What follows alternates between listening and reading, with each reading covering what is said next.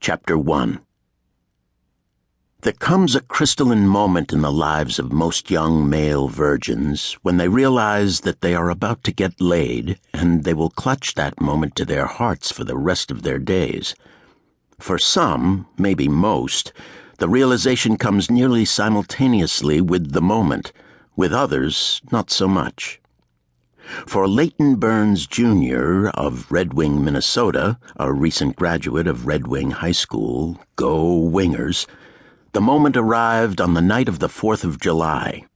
He and Ginger Childs were wrapped in a blanket and propped against a tree of some sort, neither was a botanist, in a park in Stillwater, Minnesota, looking down at the river where the fireworks were going off. Fireworks were not going off in Red Wing because the city council was too cheap to pay for them. In any case, Stillwater did have fireworks.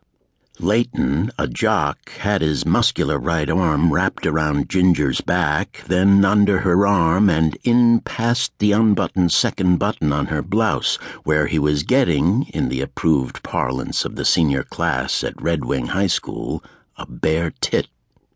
One of those hot nipple-rolling bare tits. Not only a bare tit, but a semi-public one, which added to the frisson of the moment. While intensely pleasant, this was not entirely a new development. They'd taken petting to a fever pitch, but Layton was the tiniest bit shy about asking for the big one. Ginger had her hand on Layton's thigh, where, despite his shyness, his interest was evident, and then as the final airbursts exploded in red, white, and blue over the 100 boats in the harbor below, Ginger turned and bit him lightly on the earlobe and muttered, "Oh, God, if only you had some protection." Until that very moment, one of the few people in Red Wing who wasn't sure that Layton was going to get laid that summer was Layton himself. His parents knew, her parents knew, Ginger knew, all of Layton's friends knew, all of Ginger's friends knew, and Ginger's youngest sister, who was 9, strongly suspected. But Layton, there in the park, wasn't organized for the moment. He groaned and said, in words made memorable by thousands of impromptu daddies, "Nothing'll happen."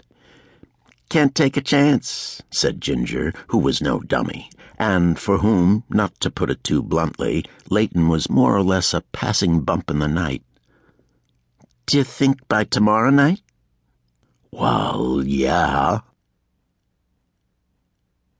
By the next night, Layton was organized. He'd gotten the green light to borrow his mom's 3-year-old Dodge Grand Caravan, which had super stow-and-go seating in the back, converting instantly into a mobile bedroom.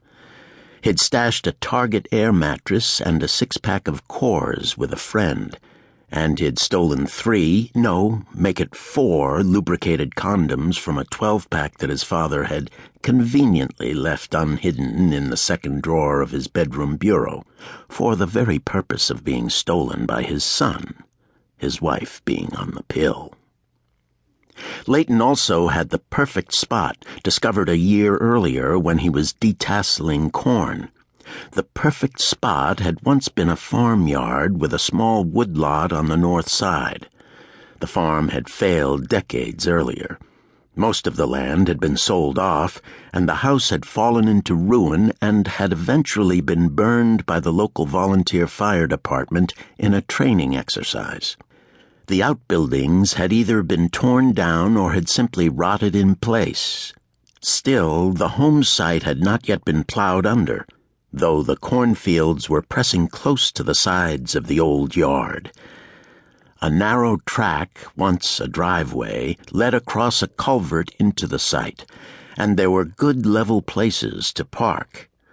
An hour before he was to pick up Ginger, Layton signed onto his computer and went out to his favorite porn site to review his knowledge of female anatomy, which also reminded him to put a flashlight in the car in case he wanted to, watch. Layton had built a sex machine, and it worked flawlessly. He got